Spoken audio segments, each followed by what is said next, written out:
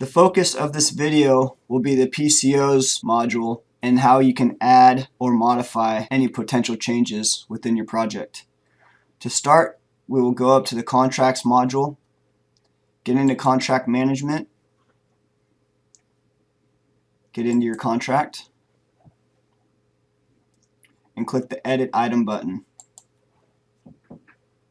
Once you're in the edit mode, you can scroll over to the potential change orders tab. Scroll all the way down to the bottom where you will hit new item. Once the window has popped up for you to add a new item, you can start by filling out all the information for this new change.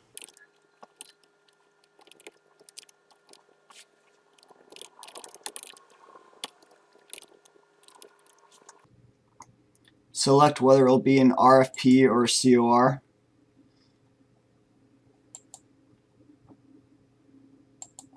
Change description, in which you can cut and paste from a field change directive or a COR, and this is basically a summary of what the change is. So I'll go ahead and do that now.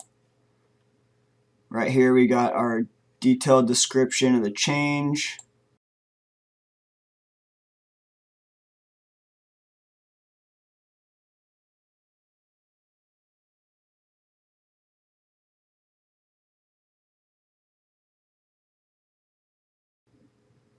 Scrolling over to the work impacted, you can indicate whether there has been any stoppage or not. You can scroll down to any potential costs or time impacts. In this case, there will be a cost impact. However, we don't know what it is at this time, so we can leave this blank until we get some T&M tickets or we've developed our own internal estimate. We can put that cost in this field here. Potential time impact, at this point there is none. Again, no impact at time here. If there is, we can put how many days are to be expected. The initiated by would be Simplus. The initiated date would be the day of whichever this impact was generated. The ball and court would be Sukit, being that we're still waiting for time and material tickets. And then any attachments you would have. Again, we generated a field change directive, so we could add that here.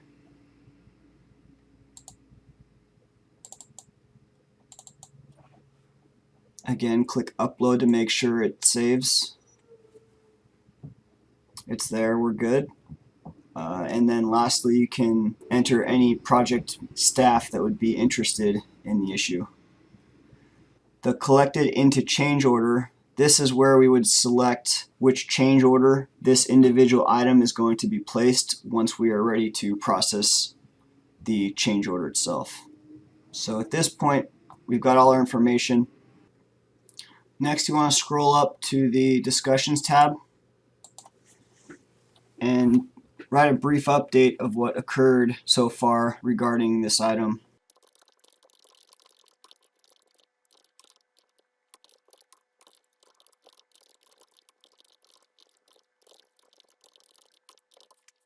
Once you've updated the discussion, you can scroll back to your general information and make sure everything here is correct, and then you can click save.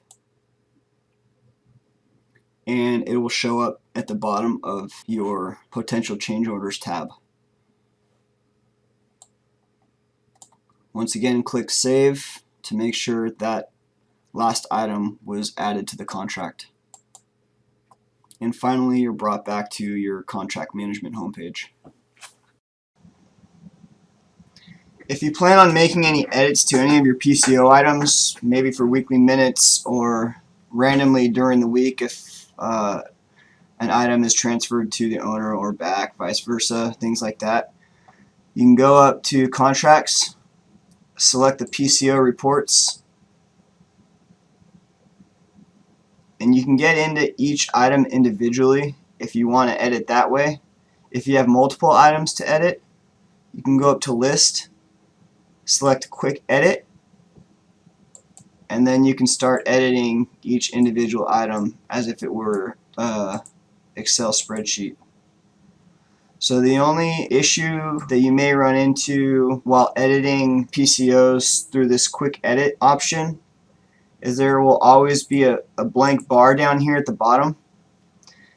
Be sure not to add any new items this way, because if you do, the PCO will not be assigned to that project contract. So when you go back to your contract management module, any PCOs added through this Quick Edit option will not show up under your contract management PCOs tab right here. So that's just one heads up to make sure you avoid adding PCOs any other way except correctly through this contract management module.